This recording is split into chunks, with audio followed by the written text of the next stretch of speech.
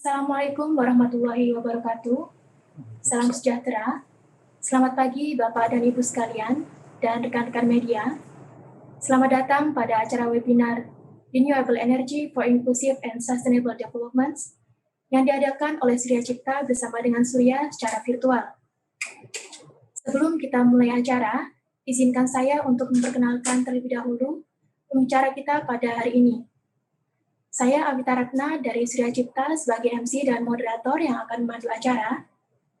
Yang terhormat Bapak Krisnawan Anditya, STMT, selaku Direktur Aneka Energi Baru dan Terbarukan, Direktorat Jenderal Energi Baru, Terbarukan, dan Konservasi Energi Kementerian ESDM Republik Indonesia.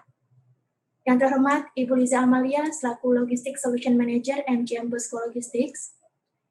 Yang terhormat Bapak Edwin Wijonarko, selaku Director of Technology PT Surya Daya Indonesia. Dan yang terhormat Bapak Wilson Effendi selaku Vice President Director PT Surya Cipta Swadaya. Tema dari webinar kita hari ini adalah Renewable Energy for Inclusive and Sustainable Development. Dan tujuan daripada diselenggarakannya acara webinar hari ini adalah untuk memberikan informasi dan mengajak para peserta webinar untuk ikut serta dalam menjaga lingkungan dengan salah satu cara yaitu memanfaatkan tenaga surya sebagai pembangkit tenaga listrik. Seperti yang kita ketahui bahwa energi surya merupakan salah satu sumber energi terbarukan yang tidak akan pernah habis. Penggunaan energi surya juga dapat mencegah penggunaan bahan bakar fosil menjadi semakin menipis. Dan bahkan saat ini banyak sekali negara-negara maju yang menggunakan energi surya untuk menjadikannya sebagai energi listrik. Adapun susunan acara pada webinar hari ini adalah sebagai berikut. Sesi pertama adalah pembukaan acara webinar. Sesi kedua adalah presentasi materi. Sesi ketiga adalah tanya jawab. Sesi keempat adalah penandatanganan MOU kerjasama antara Surya Cipta bersama dengan Surya. Dan sesi kelima adalah penutup. Sebelum mulai acara, kami ingin menginformasikan jika di antara Bapak dan Ibu serta rekan-rekan media ingin bertanya, silakan tuliskan pertanyaan Anda pada fitur Q&A yang ada di bagian bawah layar dengan format nama, perusahaan, pertanyaan, dan pertanyaan tersebut ditujukan kepada siapa.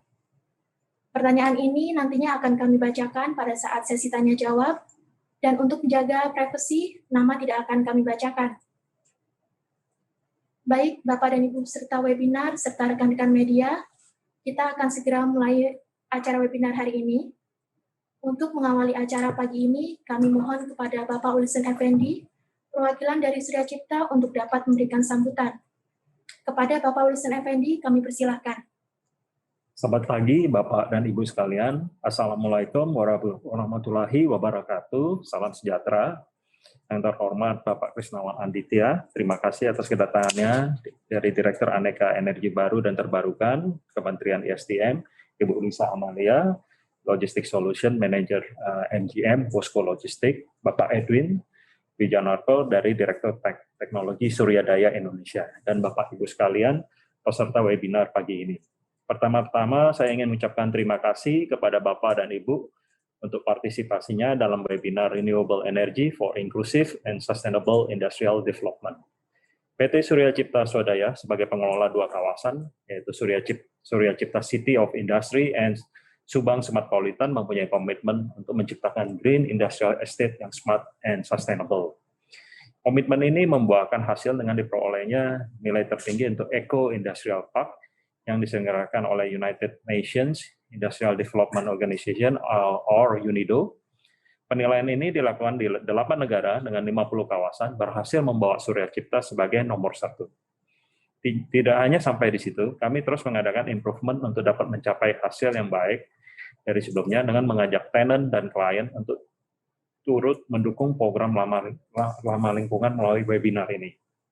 Webinar ini bertujuan untuk menggiatkan para pelaku industri untuk mendapat menjadi green industry dengan memanfaatkan renewable energy yang salah satunya adalah panel surya yang mempunyai banyak manfaat antara lain menghemat biaya, dapat diandalkan, dan yang paling penting untuk kita menjaga kelestarian bumi untuk anak cucu kita dengan mengurangi emisi gas rumah kaca. Kami ingin menggarisbawahi bahwa penggunaan renewable energy tidak harus menunggu inisiatif pemerintah, Namun setiap dari kita dapat memulai inisiatif ini sendiri melalui panel surya. Pada saat ini juga sudah banyak industri yang menunjukkan komitmennya untuk menggunakan tenaga surya sebagai bentuk tanggung jawab sosial perusahaan sebagai bagian dari ESG, Environment, Social, and Governance. Kami berharap webinar hari ini dapat memberikan sedikit pandangan mengenai penggunaan renewable energy untuk industri dengan segala manfaatnya.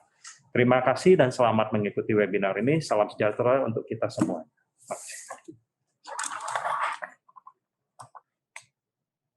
Terima kasih Bapak Wilson Effendi atas kesediaannya untuk memberikan kata sambutan. Selanjutnya kita akan memasuki acara inti, yaitu pemaparan tentang peran PLTS Atap dalam menciptakan industri hijau yang akan disampaikan oleh Bapak Krisnawan Aditya, yang akan dilanjutkan dengan pemaparan tentang renewable energy for inclusive and sustainable development yang akan disampaikan oleh Bapak Edwin Wijonarko. Dan yang terakhir, pemaparan tentang Sustainability Initiatives yang akan disampaikan oleh Ibu Liza Amalia. Bagi para peserta yang ingin langsung bertanya, dapat menuliskan pertanyaan pada fitur Q&A yang ada di bagian bawah layar. Kepada para narasumber, kami persilahkan. Assalamualaikum warahmatullahi wabarakatuh. Selamat pagi dan salam sejahtera. Yang saya hormatin Pak Wilson Effendi, Bapak Ibu sekalian, peserta webinar pagi hari ini, izinkan kami mempresentasikan terkait dengan peran PLTS Atap dalam menciptakan industri hijau. Kenapa saya mengatakan industri hijau? Sekarang trennya beberapa negara yang memiliki industri tadinya di negaranya sendiri sekarang mengekspansi pabrikan-pabrikan yang berproduksi di luar negaranya untuk ikut juga mengembangkan EBT, termasuk menggunakan sumber listriknya dari EBT, sehingga merupakan hal yang langkah baik dilakukan oleh PT Surya untuk mendorong pengembangan EBT dalam menciptakan industri hijau. Next, sedikit memberikan informasi Bapak Ibu sekalian bahwa Presiden sudah memiliki komitmen, jadi kita bersama negara lain telah melakukan ratifikasi terhadap Paris Agreement, di mana kita berkomitmen untuk menurunkan emisi GRK kita, gas rumah kaca kita 29% dengan kemampuan sendiri dan 41% dengan bantuan internasional pada tahun 2030. Nah, salah satu untuk menurunkan emisi GRK tersebut adalah dari sektor energi. Untuk sektor energi, target yang harus diturunkan untuk emisi GRK-nya adalah 314 juta ton untuk GRK 29%. Apabila 41%, maka emisi yang harus diturunkan adalah 398 juta ton CO2. Terlihat upaya ini dilakukan melalui pengembangan energi terbarukan, kemudian pelaksanaan efisiensi energi, kemudian konservasi energi, serta penerapan teknologi energi bersih. Next. Sebagai informasi Bapak Ibu sekalian, salah satu hal yang kita dorong adalah pengembangan EBT. Sebagaimana juga diketahui bahwa pemerintah sudah menerapkan target bauran EBT pada energi primer yaitu sebesar 23% pada tahun 2025. Apabila kita melihat capaian pada tahun lalu 2020 baru mencapai 11,2%. Walaupun trennya meningkat, tetapi melihat rentang waktu yang tersedia kurang dari 5 tahun untuk mencapai target 23%, dibutuhkan doubling daripada target yang ada pada tahun 2020, maka tentu perlu dilakukan upaya percepatan. Salah satu fokus yang akan dikembangkan untuk mendorong pengembangan EBT adalah EBT yang pemasangannya cepat dan harganya bersaing, seperti itu. Next. Apabila kita melihat, salah satu potensi yang besar adalah energi surya. Terlihat potensi dari Sabang sampai Merauke, semua daerah memiliki potensi walaupun memang intensitasnya berbeda-beda. Tetapi secara teknis kita memiliki kemampuan potensi yang dapat dikembangkan dan dapat dimanfaatkan. Next. Namun apabila kita melihat dari potensi versus utilisasinya, terlihat memang potensi energi surya baru termanfaatkan kurang dari 1%. Ini terlihat potensinya 207,8 gigawatt, tetapi baru diutilisasi sebesar 153,8 megawatt peak. Next. Apabila kita melihat dari install capacity pembangkit EBT dari ke tahun-tahun mengalami peningkatan. Tahun 2020 telah mencapai 10,5 gigawatt. Solar kalau lihat tren 5-6 tahun ke belakang menunjukkan tren yang sangat meningkat dari 33,4 megawatt di tahun 2015, di tahun 2020 sudah mencapai 153,8 megawatt. Nah, di tahun 2021 kami menargetkan dari PLTS adalah 328,7 megawatt, sehingga perlu effort besar dari pemerintah untuk mencapai target ini. Next. Sebagaimana kami informasikan bagi Bapak Ibu sekalian, semua negara sedang menuju ke transisi energi. Ambisi yang lebih besar lagi terkait dengan pengurangan emisi sedang digalakan. Di Indonesia pun hal ini juga menjadi keharusan melalui transisi energi yang lebih baik. Ada beberapa 3 hal yang akan dilakukan terkait dengan transisi energi yang sedang dijalankan oleh pemerintah. Pertama adalah percepatan EBT. Ini dilakukan oleh beberapa langkah. Tetapi terkait fokus kita pada pagi hari ini terkait adalah poin 3, di mana rencana penambahan kapasitas EBT itu akan dipenuhi melalui PLTS. Pertanyaannya, kenapa PLTS? Bagaimana dengan pembangkit EBT lainnya? Pembangkit EBT lainnya tetap didorong. Tetapi tadi saya sampaikan bahwa waktu yang tersedia kita adalah kurang dari 5 tahun. Kita juga perlu mendorong pembangkit EBT, dalam hal ini PLTS, yang mengalami pembangunan yang lebih cepat, hanya bisa 1 tahun, kemudian potensinya besar. Dan yang tidak kalah pentingnya adalah bahwa harga teknologi PLTS sudah drop drastis. Sebagai informasi saja, untuk skala utilitas yang 5 tahun yang lalu sekitar 10 sen, saat ini sudah menjadi 5,81 sen per kWh. Bahkan penawaran yang masuk di kami sudah di bawah angka 4 sen per kilowatt hour. Artinya sudah bisa berkompetisi dengan PLTU. Next. Bapak Ibu sekalian, dapat kami sampaikan dalam upaya pengembangan EBT sesuai dengan Grand Strategi Energi Nasional yang sudah disusun Kementerian SDM, sampai dengan tahun 2035 ada rencana tambahan kapasitas EBT 38 gigawatt. Ini tentu saja ada yang dibangun PLN dan yang non-PLN, seperti itu. Nah, di dalam hal poin ketiga, upaya percepatannya adalah meningkatkan kapasitas EBT untuk memenuhi new demand, fokusnya adalah pengembangan PLTS. Next. Ada 3 tren sebenarnya pengembangan PLTS di Indonesia. Pertama, pemerintah akan mengembangkan PLTS atap secara masif. Seperti data di sini terlihat bahwa targetnya adalah 2,2 gigawatt. Beberapa gedung pemerintah, bangunan fasilitas milik BUMN sudah diidentifikasikan potensi yang bisa dipasang PLTS atap. Dengan adanya target sebesar ini, potensi pengurangan emisi gas rumah kaca adalah sebesar 3,2 juta ton CO2. Apabila kita lihat statusnya, beberapa industri juga sudah melakukan pemasangan. Nah, untuk saat ini memang tren pembangunan PLTS atap sedang didorong oleh pemerintah. Hal yang lainnya adalah pembangunan PLTS atap skala besar, di mana kapasitasnya yang tadinya hanya 1-2 megawatt, ini akan didorong kapasitasnya lebih besar, 25 megawatt, 100 megawatt, bahkan skala giga. Yang ketiga adalah pembangunan PLTS terapung. Dengan suksesnya PLTS Cirata, maka pemerintah akan mereplikit pengembangan PLTS terapung ke waduk ataupun danau yang memiliki potensi yang cukup besar. Tetapi pada saat ini kami akan fokus kepada pengembangan PLTS atap. Next. Terlihat di dalam data yang kami terima dari tahun 2018 Desember sebelum diberlakunya Permen SDM nomor 49 tahun 2018 dan setelah diberlakukannya menunjukkan signifikan peningkatan yang besar sekali. Sampai dengan Maret sudah mencapai 3.472. Yang menarik dari grafik ini, walaupun pas pandemi COVID terjadi di bulan Februari-Maret, tidak menyurutkan masyarakat untuk juga membangun pengembangan PLTS atap. Next. Apabila kita lihat dari golongan tarif, memang yang masih terpegang paling besar adalah rumah tangga. Dengan kapasitas terpasang 7,4, tetapi jumlah pelanggan yang memasang adalah 2.900. Sedangkan industri, walaupun volumenya yang memasang kecil, 20, tetapi dari segi kapasitas, itu menduduki nomor 1, yaitu 8,3 megawatt, terlihat seperti ini. Dan apabila kita lihat dari provinsi, maka Jawa Barat masih dominan dan diikuti oleh Jakarta Raya. Next. Ini sebagai beberapa contoh pemasangan PLTS atap di industri.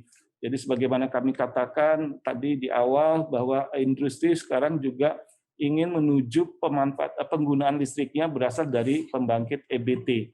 Beberapa hal yang sudah dibangun Barata, Tirta Investasi dan sebagainya, dan salah satu juga yang sudah dilakukan oleh PT Surya dan inisiatifnya ini juga perlu didorong, dan dalam mendukung hal tersebut kami hadir di sini untuk mendorong agar PT Surya dapat mengimplementasikan rencana pemasangan PLTS atapnya di kawasan industrinya. Next. Ini terkait beberapa regulasi, sudah 2 kali mengalami perubahan. Yang salah satu hal yang penting adalah ketika terjadi perubahan di Permen SDM nomor 16 tahun 2019, di mana industri merasa keberatan terkait dengan capacity charge yang pada saat itu didelay 40 jam. Di dalam Permen SDM nomor 16 tahun 2019 telah menjadi 5 jam saja, sehingga sudah mengakomodasi keinginan daripada industri sehingga dapat mengembangkan PLTS atap. Next. Sebagai informasi Bapak Ibu sekalian, saat ini Kementerian SDM melalui Direktorat Jenderal Energi Baru Terbarukan dan Konservasi Energi sedang melakukan finalisasi terhadap revisi Permen SDM nomor 49. Ada beberapa poin substansi yang didorong di dalam revisi permen ini, yaitu alternatif penggunaan baterai, walaupun di dalam diskusi ini masih akan dikaji kemungkinannya. Kemudian ketentuan ekspor lebih besar dari 65%. Mungkin Bapak Ibu sudah mengetahui untuk draft awal adalah 70%, 75% tanpa baterai, 90% tanpa baterai, tetapi ini sedang kita lihat apakah bisa meningkat lebih besar. Kemudian kelebihan akumulasi selisih tagihan yang semula hanya sampai bulan ketiga, ini akan di-extend sampai dengan 6 bulan. Dan yang tak kalah pentingnya adalah untuk memperluas juga pelanggan PLN, tidak hanya pelanggan PLN saja, tetapi pelanggan non-PLN. Dalam hal ini adalah pemegang wilayah usaha seperti PT Surya, ataupun PT Cikarang, ataupun PT pemegang lainnya juga dapat melakukan pemasangan PLTS atap. Kemudian juga jangka waktu permohonan ini akan lebih singkat karena akan berbasis aplikasi. Next. Sebagai informasi Bapak Ibu, untuk mendorong masyarakat mengetahui potensi PLTS atapnya ketika memasang, maka Kementerian SDM melalui P3Tech sudah membuat sistem aplikasi, yaitu namanya SMART, Electronic Survey Monitoring and Reporting, yang bisa diidentifikasikan berapa sih luasan kalau saya pasang PLTS atap, berapa energi yang diproduksi, kemudian biayanya, dan CO2 emission yang bisa kami dikurangkan. Next. Dan kami juga sudah membuat suatu daftar pertanyaan dan jawaban terkait dengan pemasangan PLTS atap, sehingga bisa Bapak Ibu masuk ke website Dijen EBTK untuk mengetahui lebih detail terkait PLTS atap. Next. Sebagai informasi Bapak Ibu, dalam menjamin bahwa produk fotovoltaik ataupun PV yang dijual kepada masyarakat itu memiliki kualitas yang baik dan terjamin, maka Kementerian SDM telah menerapkan Permen SDM nomor 2 tahun 2021, di mana setiap panel modul PLTS yang diproduksi di dalam negeri maupun diimpor harus mendapatkan tanda SNI, sehingga masyarakat dalam hal ini dapat mendapatkan produk yang berkualitas dan terjamin, seperti itu. Next. Sebagai penutup, dapat kami sampaikan bahwa prinsipnya pemerintah komited untuk mencapai target EBT 23%, kemudian seiring dengan meningkatnya permintaan barang dan jasa hasil produksi menggunakan energi listrik dari pembangkit EBT, maka industri hijau atau industri yang menggunakan EBT perlu didorong pengembangan di Indonesia. Dan ini kami Kementerian SDM mendorong hal ini. Ini juga berkontribusi tidak saja hanya peningkatan EBT, tetapi juga menurunkan GRK. Pasokan energi listrik untuk industri hijau dapat diperoleh dari pemasangan PLTS atap atau pembangunan PLTS, artinya di luar non-PLTS atap, ataupun menggunakan PLTS atap untuk memenuhi kebutuhan pada suatu wilayah usahanya. Yang perlu diperhatikan bahwa adanya kondisi intermitensi, maka tentu akan lebih baik apabila PLTS dapat dikombinasikan dengan pembangkit EBT lainnya apabila ada, atau dengan gas, ataupun menggunakan baterai sangat disarankan. Demikian yang dapat kami sampaikan, lebih kurangnya kami mohon maaf. Wabillahi taufiq wal hidayah. Wassalamualaikum warahmatullahi wabarakatuh.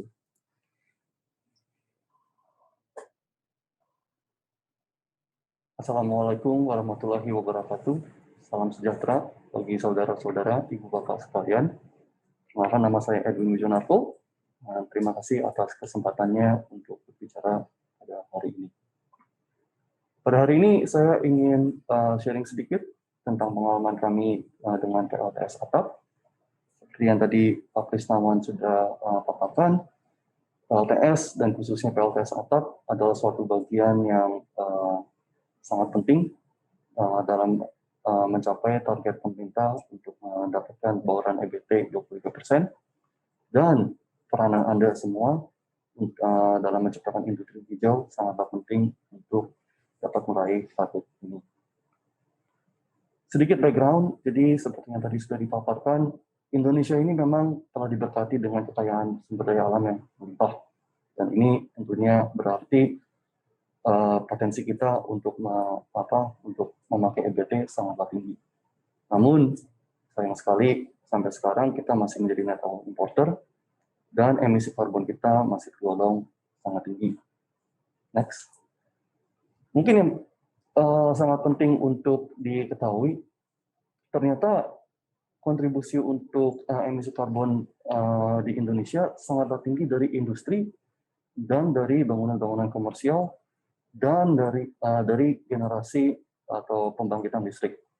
Dan ketiga-tiganya ini ada sangkut pautnya dengan kita semua sebagai pelaku industri di Indonesia. Kita bertanggung jawab untuk bersama-sama membantu Indonesia untuk menjadi lebih hijau dan untuk mendapatkan target 23% EBT ini. Ini adalah tanggung jawab kita semua. Kalau dibandingkan dengan rekan-rekan kita dari tetangga di seantero ASEAN, sayang sekali juga kita masih salah satu yang paling belakang. Seperti yang Anda lihat di sini, emisi karbon kita masih yang paling tinggi di Asia Tenggara kapitanya, per kapitanya. Kita punya target yang sangat tinggi, banyak sekali yang harus kita kerjakan, tapi kita dapat berperan, kita dapat mengambil suatu langkah bersama-sama bergotong royong untuk menjadikan Indonesia sebagai suatu tempat yang lebih baik lagi. Next. Rekap sedikit, tadi seperti yang sudah diceritakan oleh Pak Krisnawan, di antara semua potensi EBT di Indonesia, dapat dilihat bahwa solar power atau PLTS potensinya memang sangat besar. Jauh sekali dibandingkan yang kedua, yaitu PLTA yang sudah ada lama. Ini lebih dari 2 kali lipat lebih besar. Next. Ada satu lagi yang mungkin jarang dibicarakan. Indonesia karena letaknya yang di Khatulistiwa memiliki satu kelebihan khusus dibandingkan negara-negara yang lebih maju. Karena kita di Khatulistiwa, perbedaan antara musim kemarau dan musim penghujan sangat sedikit. Jadi sinar mataharinya termasuk konstan sepanjang tahun. Jadi kalau dilihat yang paling konstan di antara beberapa negara yang dibandingkan adalah Thailand, dibandingkan angklo dengan Filipina, dan Indonesia ada di yang ketiga. Ini ditambah dengan potensi cahaya matahari yang besar secara tahunan di Indonesia, harus dilihat sebagai potensi yang sangat-sangat baik untuk pengembangan PLTS, terutama PLTS atap di Indonesia. Next. Nah, kenapa PLTS atap? Saya akan argue bahwa PLTS atap adalah opsi yang terbaik untuk kita semua di bidang swasta. Karena 3 hal. Satu, tadi yang sudah dipaparkan, memang harganya sudah grid parity atau sudah masuk ke hitungan. Dan legalitasnya juga sudah terjamin. Kita ada peraturan Menteri ESDM nomor 49 tahun 2018 beserta revisinya yang menjamin bahwa pemasangan PLTS atap untuk keperluan mandiri ini sudah legal. Kedua, ini untuk pemakaian sendiri. Dengan kata lain, kita pelaku industri swasta dapat mengambil inisiatif untuk memasang PLTS atap dan start untuk berkontribusi ke bauran EBT ini sekarang. Kita dapat bergotong royong dengan pemerintah, dengan rekan-rekan industri yang lain untuk bersama-sama menciptakan Indonesia yang lebih hijau dan lebih baik. Ketiga, ini sedikit masukan dari pelaku industri juga. Kalau bagi Anda yang kadang-kadang suka bingung tentang peraturan-peraturan tentang zoning dan legal penggunaan tanah, contohnya ruang hijau. Apakah kalau saya bikin sesuatu termasuk ruang hijau atau enggak, ini bisa dihitung ruang hijau atau tidak. PLTS atap bisa dibilang clear dari permasalahan atau kerancuan seperti ini. Karena kan kita pasangnya langsung di atas atap bangunan ya. Jadi tidak ada kerancuan apakah ini masuk ruang hijau atau tidak. Anda bisa langsung pasang saja. Ada kemudahan di sisi itu. Next. Pada beberapa menit yang ke depan, saya akan sharing sedikit tentang penggunaan PLTS atap di bangunan-bangunan komersial dan bangunan industri. Jadi saya akan mulai dulu, apa itu PLTS atap? Nah ini mungkin yang agak khusus di Indonesia. PLTS atap didefinisi secara legalnya adalah PLTS yang dipasang untuk pemakaian sendiri. Jadi tidak tergantung dari letaknya di mana, mau di atas atap, mau tadi seperti gambar yang tadi itu ada di dinding, boleh, atau di parkiran, asal dipasangnya sesuai dengan diagram yang sekarang lagi ditunjukkan. Jadi di sisi sebelah kanan adalah ini sambungan dari grid atau utility, dalam hal ini mungkin PLN, dia bisa nyambung ke sistem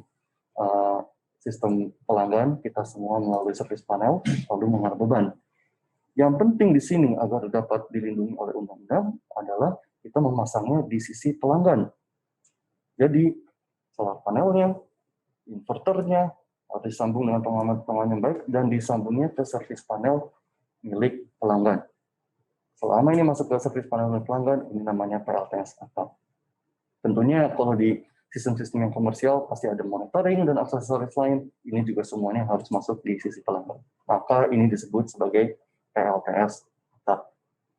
Next. Jadi saya akan memberi beberapa contoh yang kami tahu untuk pemasangan di bangunan komersial dan industri. Silakan. Ini adalah sedikit contoh dari site-site yang telah dikerjakan oleh Surya. Untuk di Sumatera dan di Jakarta Raya, kita ada beberapa lokasi, mungkin Hotel Santika di Palembang. Kalau Anda ke Bundaran HI, kita ada Plaza Indonesia dipasang di atasnya oleh kita. Dan beberapa lokasi lain dengan pemakaian gedung yang berbeda. Ada hotel, ada juga industrial park, ada juga cold storage chain dari MGM nanti yang akan dipaparkan, warehouse, gedung perkantoran, sampai ke gedung parkiran juga. Ini juga kita juga ada di daerah di Jawa Barat dan Jawa Timur. Dan seperti yang Pak Krisna sudah sebutkan tadi, pemakaian demand untuk PLTS atap ini sedang meningkat.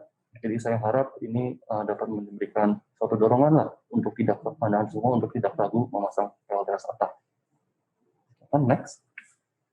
Dari pengalaman kami, kira-kira gedung seperti apa sih yang paling cocok untuk PLTS atap? Mungkin bangunan-bangunan Anda bisa dicek. Yang optimal karakteristiknya kira-kira seperti demikian. Satu, untuk bangunan komersial dan industrial. Kenapa? Karena pemakaian listriknya biasanya lebih tinggi. Dua, tentunya atapnya harus kuat dan harus lapang, tidak bocor. Gitu. Kalau misalnya bocor kan nanti agak repot ya kalau misalnya kita sudah pasang lalu harus tambal-tambal atau ganti atap kan ini bakal repot ke depannya. Lalu seperti yang Anda lihat contoh-contohnya ini biasanya yang baik itu tidak ada struktur di atap seperti cobong, ventilasi, atau skylight. Kenapa? Ya demi keamanan dan fungsionalitas atap tentunya struktur seperti ini harus dihindari dan dapat mengurangi kapasitas PLTS Anda. Jadi contoh-contoh bangunan yang seperti ini seperti apa? Shopping mall biasanya memiliki karakteristik seperti ini. Cold storage seperti di MGM Bosco ini biasanya punya karakteristik seperti ini. Banyak sekali pabrik memiliki karakteristik seperti ini, jadi boleh ditunjukkan. Atau yang terakhir adalah gedung perkantoran yang lumayan besar juga biasanya memiliki karakteristik seperti ini. Next. PLTS atap juga sering ditanya nih, apakah aman atau enggak? Asalkan dipilih dengan benar komponennya dan dipasang dengan baik, PLTS atap ini sangat aman. Sebagai contohnya, ini dapat kalau kita memilih yang benar dan sesuai dengan sertifikasinya, sudah pasti cocok dengan ketentuan yang diperlakukan oleh PLN. Jadi kasarannya tidak dapat tabrakan lah dengan listrik yang dihasilkan PLN. Ini di sini saya beri beberapa daftar dari apa saja sih yang termasuk di SPLN dan apa saja yang biasanya sudah dipastikan cocok dengan peralatan-peralatan yang modern, asalkan sudah ada IEC 67727-nya. Jadi harusnya tidak masalah tentang tabrakan dengan PLN, tidak tabrakan dengan aturan PLN tentang flicker, lalu dengan limit untuk arus DC-nya atau dengan harmonisanya yang sekarang lagi sering dibicarakan oleh pelaku industri. Lalu kalau mati lampu atau kalau ada voltage sagging, dia juga bakal merespon dengan sesuai dengan SPLN-nya. Anti islanding juga, ini yang sering dibicarakan pada akhir-akhir ini, itu juga sudah biasanya sudah termasuk di built-in di inverter-inverter yang modern. Jadi dengan kata lain, ini concern-concern yang biasanya ada dari pihak swasta, dari pihak industrial, seharusnya ini tidak menjadi suatu concern lah, karena sudah tercover semuanya. Saya beri contoh sedikit, mungkin next. Ini sebagai contoh dari fitur anti-islanding yang biasanya sudah built-in. Ini dari data asli, data real dari salah satu plant kita. Saya tidak perlu sebutkan letaknya di mana. Kejadiannya ini pada tanggal 4 Agustus tahun 2019, yang mungkin kalau masih ingat ini pas kita mati lampu se-Jawa Bali. Ini adalah grafis dari produksi kita di plant tersebut. Event log-nya ada di tengah, lalu saya berikan ini karena tulisannya kecil, saya tulis sedikit. Jadi tepat sebelum PLN mati, PLTS kita sudah mendeteksi bahwa frekuensi di jaringan sudah turun. Jadi beberapa detik sebelum PLN mati, kita sudah mati lebih dulu, sesuai dengan SPLN. Kalau frekuensinya sudah di luar frekuensi atau voltase sudah di luar batas yang normal, dia harus mati. Lalu kita mati selama beberapa menit, pada saat itu sudah mulai mati lampu total di Jawa Bali. Sekitar 10-15 menit sesudahnya, lokasi menyalakan genset, PLTS kita langsung otomatis sync dengan genset, dia menunggu beberapa menit untuk sinkronisasi dengan genset, lalu dia mulai nyala lagi pada jam 12.35. Selain dari itu, operator, dalam hal ini kami, juga menerima warning system yang otomatis. Jadi kita langsung diberitahu, kita sudah ada frekuensi fault pada jam sekian, dan sudah dan ada mati lampu pada jam sekian sampai jam sekian. Jadi memang kalau untuk kita menggunakan satu sistem yang modern, dan modern ini bukan sesuatu sistem yang kelas Mercy-nya ya, ini masih kelas Toyota-nya ini, yang sudah lumrah dan lazim di pasaran. Sebenarnya semua concern-concern tentang anti-islanding, voltase tabrakan, frekuensi, flicker, dan lain sebagainya ini sudah di-cover semua. Jadi PLTS atap ini safe, aman untuk digunakan. Lalu, concern kedua yang sering menjadi pertanyaan adalah apakah akan mengganggu operasional suatu building. Ini penting, terutama untuk pelaku bisnis dan industri, karena operasional adalah nomor satu. Jawabannya ini sangat, kalau kita memasangnya dengan PLTS atap yang on-grid, sebenarnya ini sudah dijamin untuk tidak mengganggu operasional sama sekali. Pertanyaannya satu, contohnya, kalau misalnya ada awan lewat, kan nanti produksinya kan naik turun tuh. Apakah berarti kadang-kadang mesin kita bakal mati-mati? Jawabannya tidak. karena sambungannya tadi seperti yang telah dipaparkan di awal-awal, itu paralel dengan PLN. Jadi kalau misalnya ada kekurangan listrik, akan langsung di-cover oleh PLN. Jadi kalau misalnya ini, beban kita besar sekali, Pak. Nggak bisa di-cover sepenuhnya oleh PLTS. Jawabannya juga sama. Karena dipasang secara paralel, maka segala output kekurangannya ini akan langsung di-cover oleh PLN. Dengan kata lain, anggaplah PLTS ini adalah bauran listrik, yaitu bagaimana kita bisa mengurangi dependensi dari listrik yang dihasilkan oleh PLTU dan didistribusikan melalui PLN. Next. Kami di Surya memang kontribusi kami adalah sebagai developer PLTS atap. Jadi mungkin sedikit sharing saja.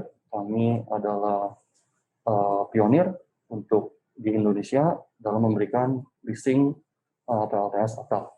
Jadi memang yang paling sering kami berikan adalah kami memberikan investasinya, dan kami juga memastikan pemasangannya sesuai dengan standar.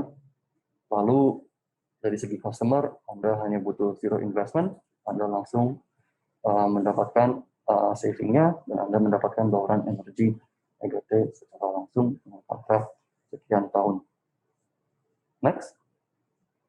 Sebagai penutup, mungkin saya ingin memberikan suatu pengumuman dan ajakan kepada Anda semua, pelaku industri dan bisnis swasta.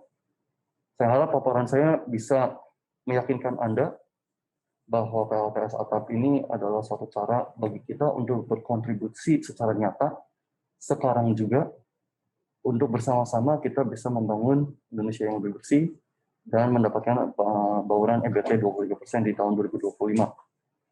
PLTS atap ini sudah menjadi satu program andalan pemerintah dan sudah terbukti bahwa secara teknis dan secara legalnya itu safe, tidak akan mengganggu aktivitas gedung secara operasional. Dan kalau Anda suka dengar ada kabar yang buruk lah atau kurang sedap tentang PLTS atap, biasanya ini hanya miskonsepsi, kesalahpahaman, atau kesalahan pada saat desain, atau yang lebih sering lagi, tidak adanya maintenance. Jadi bukan salah teknologinya sendiri. Saya harap dengan ini Anda lebih yakin dan siap untuk maju memakai PLTS atap di tempat-tempat Anda dan menjadi industri hijau. Terima kasih. Assalamualaikum warahmatullahi wabarakatuh. Selamat pagi rekan-rekan semua. Assalamualaikum warahmatullahi wabarakatuh. Perkenalkan, nama saya Liza dari MD Abu Sekolah Logistik.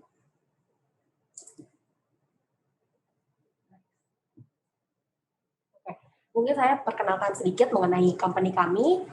Kita adalah cold chain logistik company yang sudah memiliki pengalaman lebih dari 20 tahun di market.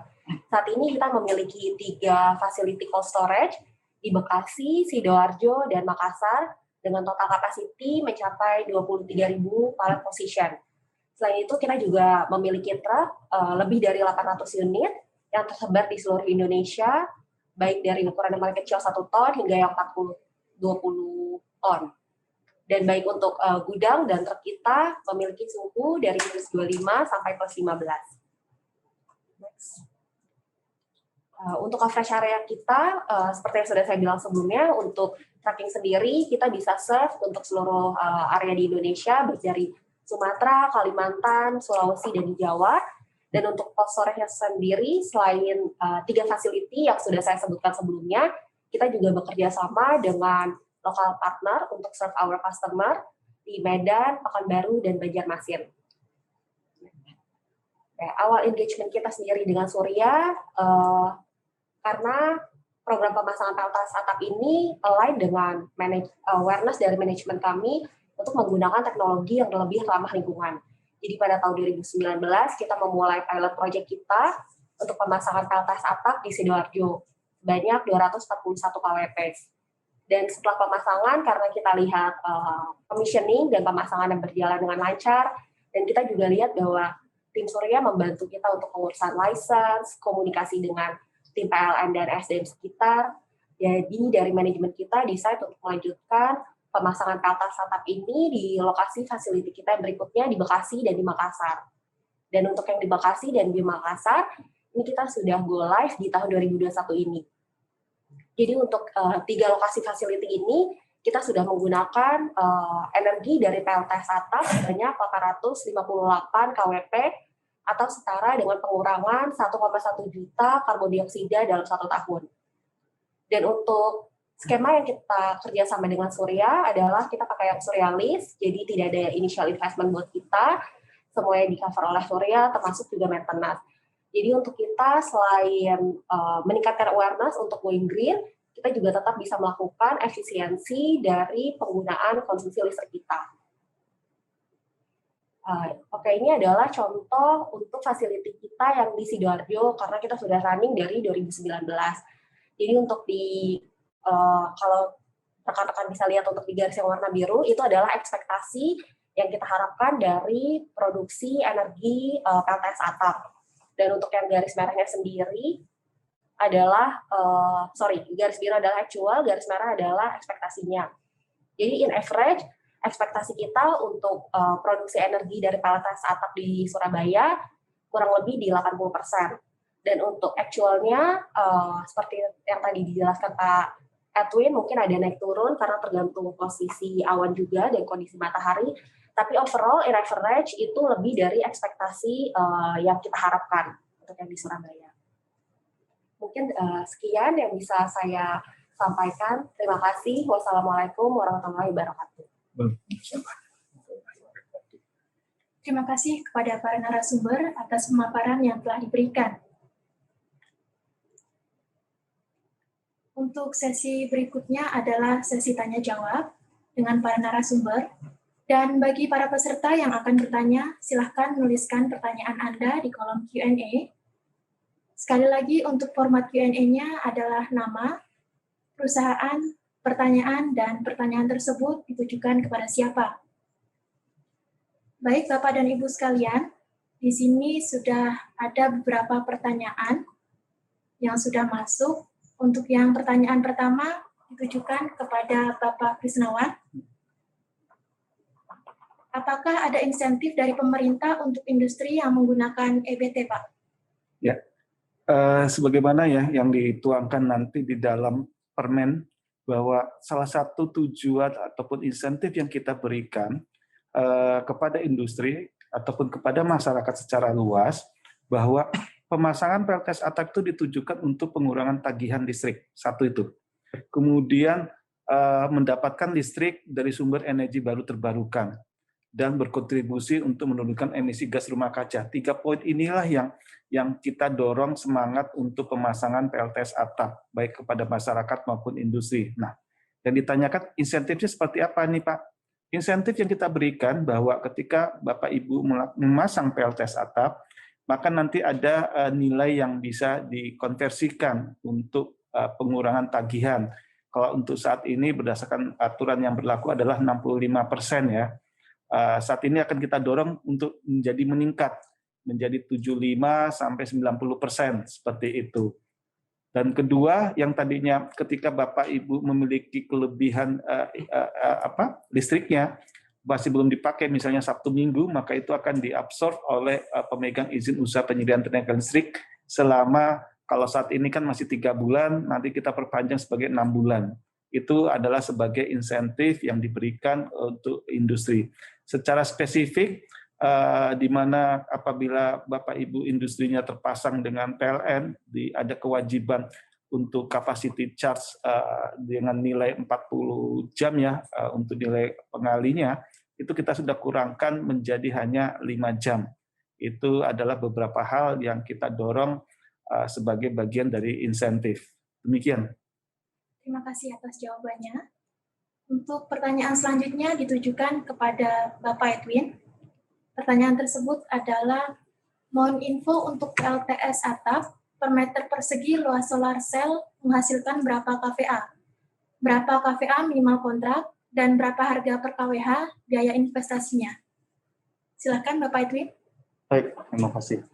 Jadi untuk hitungan kasarnya, biasanya 1 hektar bisa membuat cukup untuk 1 MWP, jadi 1 megawatt peak untuk hitungan modulnya. Untuk biaya investasinya sekarang ada di kisaran $1 per watt atau lebih rendah sedikit dari itu. Dari saya. Oke, terima kasih atas jawabannya. Untuk selanjutnya, pertanyaan juga ditujukan kepada Bapak Edwin. Dari sisi keamanan penggunaan solar rooftop, apakah sudah teruji? Mengingat apabila ada failed, maka potensi terjadinya kebakaran cukup besar untuk bangunan yang berada di bawahnya. Betul. Baik, terima kasih atas pertanyaannya. Memang ini adalah suatu concern yang banyak diutarakan oleh rekan-rekan kita dari industri. Sebenarnya sudah sangat teruji. Kalau kita lihat di statistiknya aja secara global, kemungkinan untuk kebakaran sangatlah kecil. Untuk mencapai statistik yang baik seperti ini, memang diperlukan 2 hal. 3 lah. Satu, memang dari segi komponennya jangan yang abal-abal. Tadi contohnya dari untuk fotovoltaiknya harus ada SNI-nya. Ini SNI yang kita ini mengadopsi IEC juga, jadi sesuai dengan standar global, ini sangat penting. Lalu juga dari inverternya juga ada beberapa standar-standar internasional yang saya secara pribadi rekomendasikan. Standar keselamatan ini contohnya salah satunya ini ya, kalau misalnya ada kesalahan pada jaringan, dia harus diputus. Jadi ini anti-islanding, ini akan mengurangi resiko seperti itu. Lalu kalau dari segi DC-nya, kalau misalnya dia ada ground fault, itu juga dia harus otomatis putus dalam X detik atau kurang dari X detik. Ini juga ada, itu akan sangat mengurangi kemungkinan untuk kebakaran. Jadi pemilihan komponen itu sangat penting, nomor 1. Kedua, tentunya pemasangan juga harus bagus. Ini makanya di Permen 49 tahun 2018 juga diutarakan pemasangan harus dilakukan oleh personel-personel yang sudah memiliki UJPTL. Ya. Jadi ya sudah afdol lah kalau kasarnya. Jadi contohnya kalau semua fitur-fitur dari komponen ini tidak akan berfungsi dengan baik kalau pemasangannya kurang baik. As simple as that. Jadi kalau pemasangannya kurang baik juga akan menambahkan risiko kebakaran. Ini juga nanti pada saat commissioning harus dicek lagi. Ketiga, tentunya operation sama maintenance-nya juga harus diperhatikan. Kalau pemasangan baik tapi usang karena natural degradation atau tersenggol atau apa, ini kan adalah sesuatu yang natural. Makanya harus selalu kita beri regular maintenance dan kita selalu tanggapi jika ada maintenance lainnya yang perlu dilakukan. Ini makanya kami di Surya juga memegang operation dan maintenance-nya untuk memastikan safety dari sistem ini selama sekian puluh tahun ke depan. Mungkin itu dari saya. Terima kasih. Semoga menjawab. Terima kasih Bapak Edwin. Untuk pertanyaan selanjutnya masih ditujukan kepada Bapak Edwin. Berapa perbedaan biaya per kWh antara listrik PLN dan PLTS atap, termasuk biaya perawatan, misalnya baterai dan sebagainya? Hal ini dengan asumsi pasokan listrik PLN tersedia di lokasi tersebut. Untuk yang kedua, dalam hal PLTS jauh lebih unggul, lebih murah dari listrik PLN, misalnya di remote area yang belum tersedia jaringan listrik. Ini pertanyaannya sangat kompleks sekali, tapi mungkin sedikit bayangan tadi yang sudah diberitahu oleh Pak Krisnawan, ini mungkin lebih baik untuk Pak Krisnawan kali ya. Untuk PLTS skala besar sudah dapat bersaing dengan PLTU, dengan kata lain sudah pasti harganya di bawah PLN.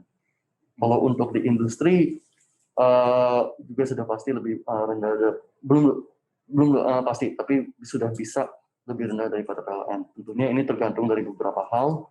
Contohnya tiap lokasi kan punya cahaya matahari yang berbeda-beda ya dari tiap tahunnya.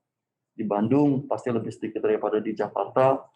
Di Indonesia Timur, di Jawa Timur, contohnya di lokasinya MGM Bosco itu sangat luar biasa sekali. Bisa lebih 20% lebih tinggi daripada di Jakarta. Jadi di situ tentunya bisa lebih rendah karena produksinya otomatis lebih banyak. Lalu tentunya juga kalau kita membuat ini, beli komponennya juga kalau lebih besar kan ada economy of scale-nya, jadi tergantung dari ukuran sistem yang Anda buat juga. Tapi rata-rata pasti lebih murah daripada PLN. Mungkin gitu dari saya. Bisa saya sedikit tambahkan ya? Silakan Pak Krisnawan. Ya, tadi ada beberapa hal yang menjadi concern dari pemerintah juga terkait dengan keselamatan. Itu pasti harus dipastikan bahwa semua instalasi ketenaga listrikan harus memenuhi aspek keselamatan ketenaga listrikan. Karena apa?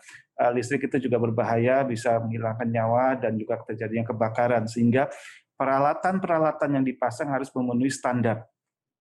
Ya, jadi itu satu hal. Selama masih belum ada SNI-nya, maka bisa merujuk standar internasional. Tapi ketika sudah ditetapkan standar nasional Indonesia, maka itu yang harus diikuti. Kemudian tadi sudah disampaikan Pak Edwin, bahwa badan usaha yang melakukan pemasangan, baik itu badan usahanya ataupun orangnya, itu juga harus memiliki sertifikat. Seperti itu. Dan sebagai informasi juga untuk kapasitas saat ini ya sudah berlakunya PP 25 2021 untuk kapasitas pembangkit sampai dengan 500 kW itu wajib untuk dilakukannya sertifikat layak operasi ataupun pengujian untuk memastikan apa yang sudah dipasang dan apa yang digunakan itu sudah memenuhi aspek keselamatan ketenaga listrikan. Itu yang dapat kami tambahkan bahwa dalam hal ini pemerintah, Kementerian SDM sangat concern terkait dengan keselamatan ketenaga listrikan, sehingga mulai dari peralatan maupun badan usahanya maupun orangnya yang beraktivitas itu harus memiliki ketentuan sertifikat ataupun persyaratan yang harus dipenuhi. Kedua tadi yang disampaikan perkiraan angka ya dari pelanggan PLN. PLN kalau tidak salah itu kan sekitar 1.114 ya, tergantung I1234-nya ya, seperti itu. Dari catatan yang kami record, semangatnya adalah penghematan. Kurang lebih yang dapat kami sampaikan ya, ini roughly number-nya kurang lebih 15-20% seperti itu penghematan yang bisa didapatkan dari pemasangan PLTS atap. Semangatnya ada 3. Pertama adalah penghematan, tetapi ada 2 hal yang paling penting yang perlu menjadi kesadaran kita semua. Pertama adalah menggunakan energi baru terbarukan. Dengan menggunakan energi baru terbarukan tentu saja kita bisa membayar lebih lah untuk bumi kita yang lebih baik atau industri kita yang lebih bersih, dan tuntutannya akan seperti itu. Yang ketiga adalah juga bagian berkontribusi untuk menurunkan emisi. Tanggung jawab kita semua untuk dapat mengurangi emisi yang kita produksi. Itu beberapa hal di samping memang Bapak Ibu perlu melihat dari segi aspek finansial keuntungan, tetapi dapat juga dipertimbangkan mendorong penggunaan EBT dan penurunan emisi GRK. Dan untuk memang dalam hal ini pemerintah juga mendorong pembangunan PLTS keseluruhannya, PLTS atap maupun yang non PLTS atap ke beberapa negara, ke beberapa daerah yang off grid, isolated seperti itu. Tadi sudah disampaikan bahwa PLTS untuk cold storage ini juga kita lakukan. Tahun lalu pun Kementerian SDM juga membangun 12 lokasi, termasuk 2 di Indonesia Timur, Maluku, untuk memasang cold storage melalui PLTS atap. Kemudian juga PLTS bisa digunakan untuk solar pump, water pump. Jadi untuk memproduksi air untuk pertanian seperti itu. Itu juga sedang kita kembangkan. Di samping saat ini juga PLTS atap bisa sebagai stasiun pengisi baterai listrik spell yang sedang kita lakukan. Jadi masyarakat yang isolated kita berikan tabung listrik dengan kapasitas 500 watt-hour, tetapi kemudian ketika habis mereka datang ke stasiun pengisian yang sumbernya dari PLTS atap, tinggal di-swap dengan yang sudah terisi dan kembali menggunakannya. Itu juga kita lakukan seperti itu. Itu tambahannya. Terima kasih banyak Bapak Krisnawan. Untuk pertanyaan selanjutnya ditujukan kepada Ibu Liza. Terkait dengan perizinan ya Bu, berapa lama dan sebagaimana sulit perizinan ke pemerintah daerah yang harus dihadapi, dan perizinan apa saja yang harus didapat untuk penerapan PLTS atap ini, Bu? Silakan, Bu Liza. Untuk pengurusan perizinan kemarin sendiri, mungkin pertama tergantung area masing-masing. Untuk yang di Bekasi dan di Makassar, kita cukup cepat, mungkin nggak sampai 1 bulan sudah selesai. Tapi untuk yang di Sidoarjo, kebetulan kemarin cukup memakan waktu yang lebih lama, mungkin hampir 2 bulan ada ya Pak Edwin? Karena kemarin sih kita harus komunikasi banyak dengan PLN dan SDM sekitar. Dan untuk persyaratannya sendiri, salah satunya yang saya ingat ada SLO, Sertifikat Layak Operasi, yang tadi sudah di-mention dengan Pak Kris. Dan untuk yang lainnya, mungkin bisa dibantu dengan Pak Edwin juga, Pak. Ini peraturannya sudah berubah-berubah sedikit ya, sejak 2019 ya. Dulu kita diminta SLO, seingat saya, tetapi tidak IO ya. Lalu, ya benar. Lalu sekarang ini yang untuk yang di Bekasi sama Makassar karena di bawah 500 juga tidak ada IO juga. Tapi sekarang dibutuhkan pelaporan ke Kementerian SDM setelah beres. Jadi itu saja karena memang kasusnya di bawah 500. Ya, izin menambahkan terkait perizinan memang ada beberapa hal yang menjadi concern dari Kementerian SDM, masukan dan sebagainya. Sebagaimana kami informasikan perkembangan revisi Permen 49 ya menjadi 13 kemudian 16. Pada saat itu kapasitas yang tidak perlu izin operasi adalah 25 kVA ya. Kemudian berubah menjadi 200 kVA. Kemudian terakhir dengan 16 2019 menjadi 500 kVA. Nah, perubahan ini sudah mengalami perbaikan lagi dengan dikeluarkannya PP turunan Undang-Undang Cipta Kerja ya, PP 25 2021, di mana di situ disebutkan ada 2 hal. Pertama adalah untuk izin usaha pemakaian penyedia tenaga listrik untuk kepentingan sendiri, sampai dengan kapasitas 500 kW itu tidak memerlukan izin operasi. Tetapi ada 2 hal yang perlu diperhatikan. Apabila kontrol panelnya menjadi satu kesatuan, maka tidak diperlukan SLO, tetapi ada penggantinya, yaitu surat jaminan dari pabrikan, kemudian surat pernyataan bertanggung jawab dari pemilik instalasi, seperti itu. Nah, sebagai pengganti izin usaha penyedia tenaga listrik untuk kepentingan sendiri, masyarakat cukup melaporkan sekali saja kepada Kementerian SDM sebagai wajib lapornya. Setelah itu tidak ada lagi kewajiban lain-lainnya. Nah, untuk yang kontrol panelnya terpisah, ini maka diperlukan SLO seperti itu. Nah, kemudian untuk di atas 500 kW itu wajib ada IO, izin operasi, dan juga ada sertifikat layak operasinya. Tetapi untuk permohonan IO-nya sudah dilakukan melalui OSS ya, Online Single Submission. Jadi semuanya sudah tertata di dalam Online Single Submission. Sudah lebih streamlining-kan perizinannya.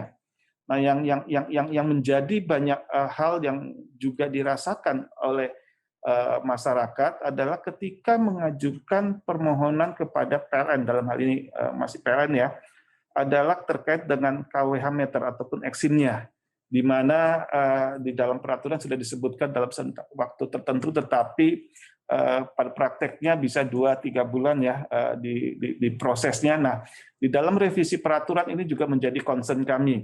Belum lagi apabila suatu industri, dia kan sebelumnya telah memiliki kontrak dengan PLN atau disebutnya PJBL-nya.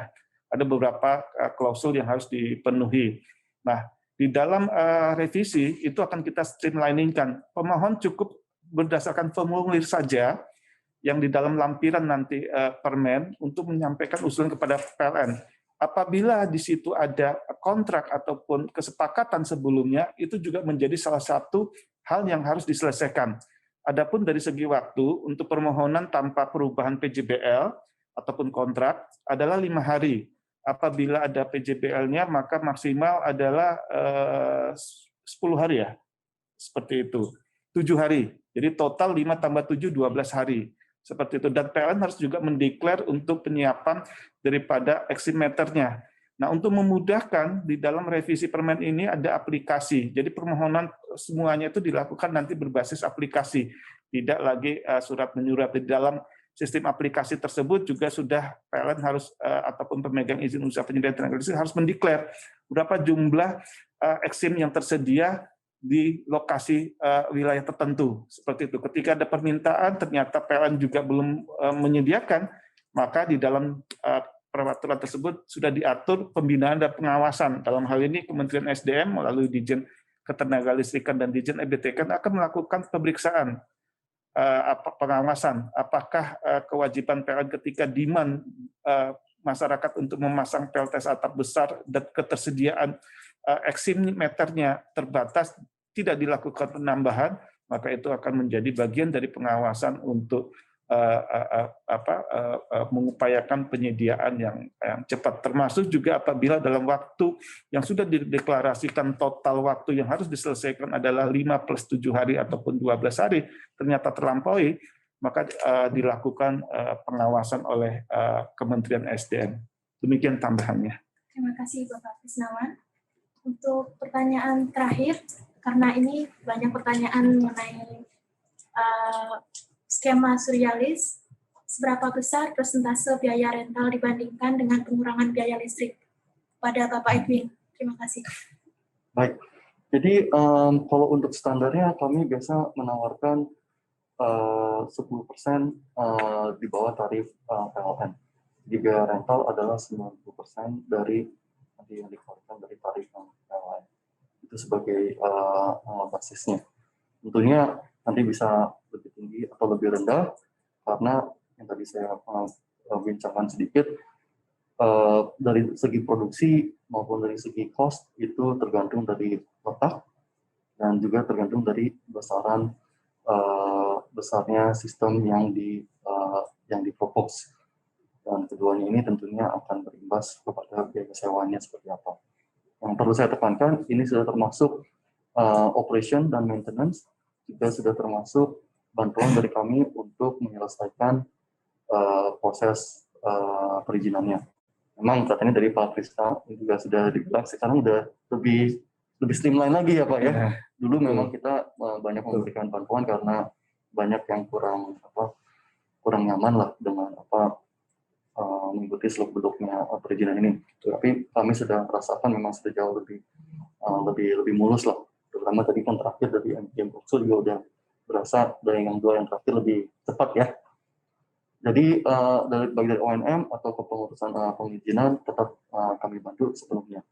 Jadi contohnya regular maintenance kita akan lakukan setiap quarter, termografi kita akan lakukan setiap tahun.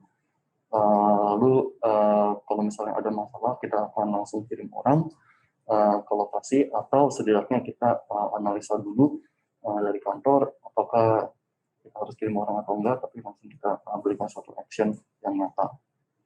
Setiap 5 tahun sekali kita juga akan melakukan kalibrasi terhadap sensornya. Again, ini karena yang tadi sudah dibicarakan, kita harus dapat memberikan suatu jaminan kepada Anda semua bahwa sistem ini selalu aman, sistem ini selalu bekerja dengan sesuai performa, ada hubungannya juga dengan tadi kewajiban untuk memenuhi S&P dan lain sebagainya. Ini supaya Anda semua nyaman bahwa sistem ini bekerja sebagaimana semestinya. Mungkin itu aja dari saya. Semoga menjawab. Oke, maaf Pak, satu lagi pertanyaan untuk Bapak Krisnawan. Apakah ada dampak terhadap kontrak dengan PLN apabila terjadi pengurangan penggunaan energi listrik dari PLN sesuai dengan kontrak yang ada? Ya, jadi sebagaimana diketahui ya Bapak Ibu sekalian, ketika Bapak menjadi pelanggan PLN, khususnya baik itu rumah tangga maupun industri, Bapak kan pasti memiliki kontrak ya. Ada hal yang hak dan kewajiban yang sudah disepakati pada saat penyambungan ya atau mengusulkan permohonan listrik dari PLN, dan itu sifatnya memang B2B ya, kesepakatan. Nah, di dalam peraturan ini, di dalam revisi Permen itu sudah diwajibkan bagi PLN ada 2 hal. Pertama, untuk masyarakat yang tadinya menggunakan KWH meter prabayar, itu wajib dikonversikan menjadi lagi pasca bayar. Itu sudah merupakan dalam surat permohonan. Jadi ketika once Bapak Ibu mengajukan permohonan kepada dalam hal ini misalnya PLN, maka kewajiban tersebut sudah otomatis harus dilakukan. Nah, yang kedua adalah terkait dengan kontrak ataupun apa yang sudah disepakati pada saat sebelum melakukan penyambungan. Maka otomatis itu harus dilakukan penyesuaian PJBL, dan itu waktunya yang harus disepakati adalah dalam jangka waktu 7 hari. Seperti itu. Jadi ini memberikan ruang bagi Bapak Ibu sekalian untuk dapat memasang PLTS atap dan tidak menjadi kendala bagi Bapak Ibu ketika PL mengatakan tidak, Bapak harus komit terhadap kontrak. Tidak. Di dalam peraturan ini sudah memungkinkan ketika sudah ada kontrak ataupun PJBL sebelumnya, itu dapat dilakukan penyesuaian dengan adanya rencana Bapak Ibu memasang PLTS atap. Demikian. Terima kasih banyak Bapak Krisnawan. Terima kasih kepada Bapak Ibu sekalian atas pertanyaan yang telah disampaikan. Mohon maaf karena keterbatasan waktu yang kita miliki, ada beberapa pertanyaan yang belum sempat kami jawab pada sesi Q&A kali ini, maka akan kami jawab melalui email Bapak dan Ibu sekalian. Untuk sesi selanjutnya, sesuai dengan tujuan diselenggarakannya acara webinar hari ini, Surya Cipta sebagai salah satu pengembang kawasan industri berkomitmen untuk bekerja sama dengan Surya dalam mengembangkan Smart Industrial Park yang tidak hanya fokus terhadap pengembangan teknologi, tapi juga melalui pendekatan lingkungan, khususnya di Surya Cipta City of Industry yang di kawasan baru kami yang berada di Subang, yaitu Subang Smart Politan.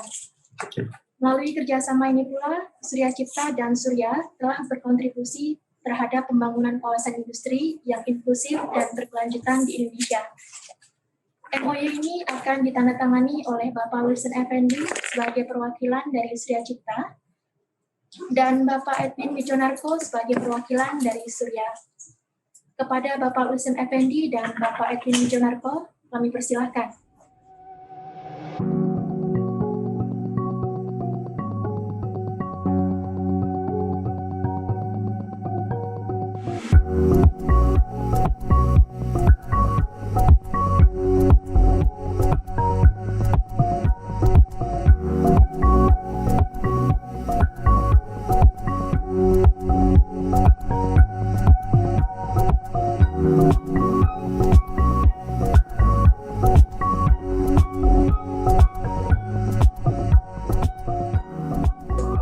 Semoga apa yang kita suguhkan hari ini dapat bermanfaat.